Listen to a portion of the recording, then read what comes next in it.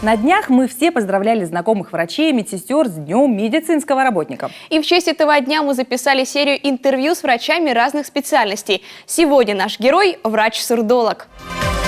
Как давно вы работаете здесь, скажите, пожалуйста, вообще в своей профессии? В своей профессии, как вот сурдологи, я работаю с момента открытия нашего кабинета.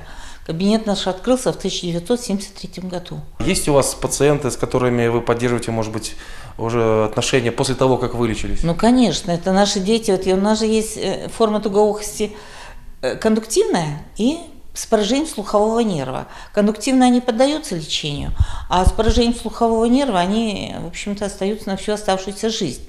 И вот те дети, которых мы наблюдаем с момента рождения, за такой период большой у нас уже стали взрослыми, у них свои появляются дети, они к нам приходят, показывают своих детишек, и мы с ними постоянно поддерживаем контакт. Без этого нельзя.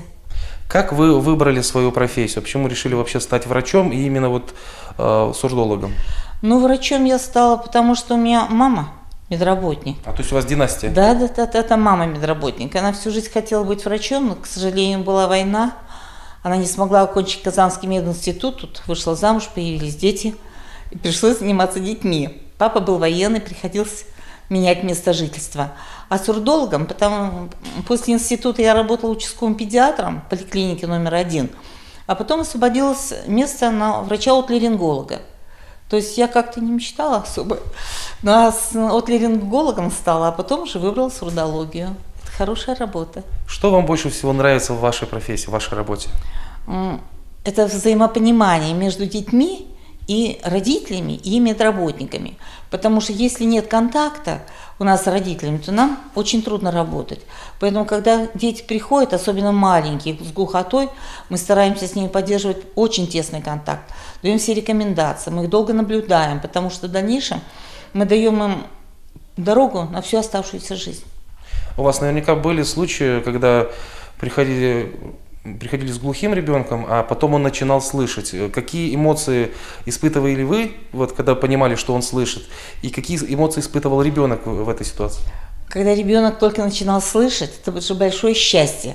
И с этим счастьем обычно делятся с нами родители. И мы вместе с родителями радуемся за него, помогаем ему, чтобы он нормально развивался. Как он меняется? Вы отмечаете какие-то изменения? Ну, конечно, он уже становится совершенно другим. У него меняется поведение, у него появляется желание общаться. Он пытается разговаривать речью. Но это же интересно.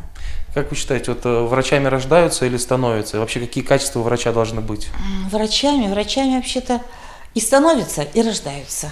То есть тут нельзя сказать, что вот родился ребенок, он будет врачом.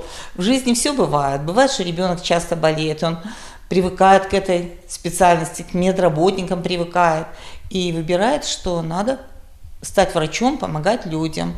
Как вы считаете, вот врачи, которые работают с детьми и со взрослыми, есть какое-то различие между ними? Потому что с детьми, наверное, может быть, надо быть более чуткими, там, нежными или нет разницы? Нет, это очень большое различие между простым взрослым врачом и педиатром. Потому что педиатрам надо, я думаю, родиться.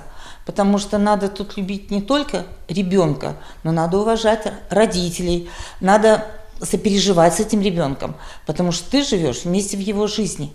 Какие вы считаете самые главные качества для врача?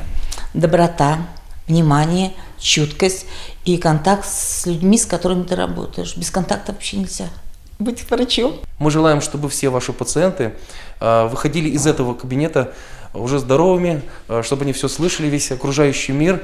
Благодаря вам, вашим усилиям. Желаю вам всего хорошего. Спасибо, мы стараемся.